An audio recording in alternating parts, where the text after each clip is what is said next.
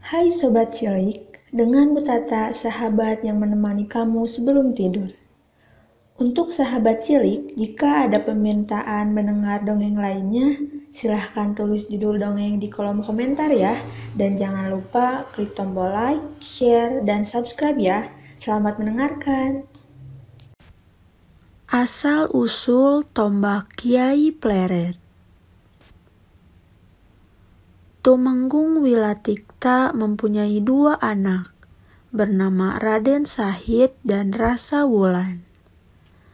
Ketika kedua anaknya dewasa, Sang Tumenggung menyuruh anak lelakinya untuk menikah. Setelahnya akan disuruh menggantikannya.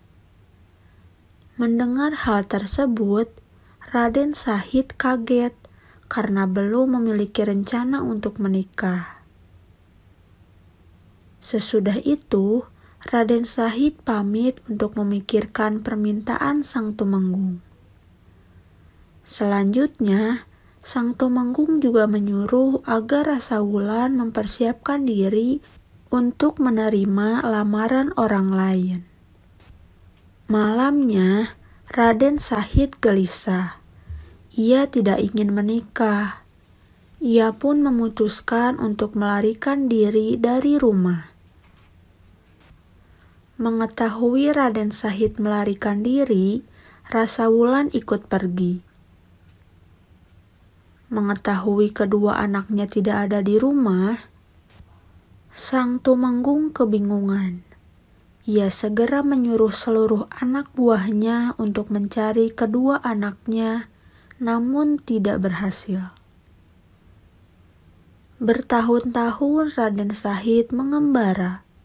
Ia mengamalkan segala ilmu yang dipelajarinya selama ini untuk membantu orang-orang yang membutuhkan. Hingga akhirnya, di kemudian hari, ia dikenal sebagai Kanjeng Sunan Kalijaga.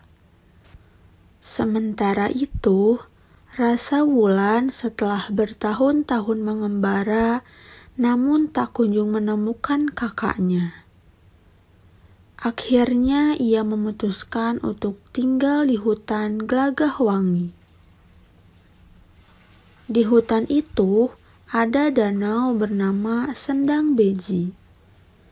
Di tepi danau itu ada pohon yang besar dan rindang. Pada salah satu cabang yang menjorok tersebut ada orang yang sedang bertapa. Orang itu bernama Syekh Maulana Maghribi. Suatu siang, Rasa Wulan datang ke Sendang Beji. Saat itulah mereka bertemu. Singkat cerita, keduanya menikah. Dari pernikahan itu, mereka mempunyai anak laki-laki yang diberi nama Kidang Telangkas.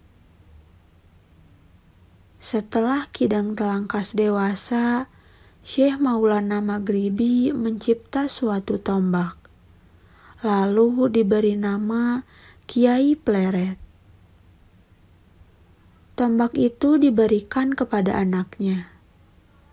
Dengan tombak itu, Kidang Telangkas membuka lahan dan akhirnya kelak anak keturunannya menjadi raja-raja termasyhur di tanah Jawa.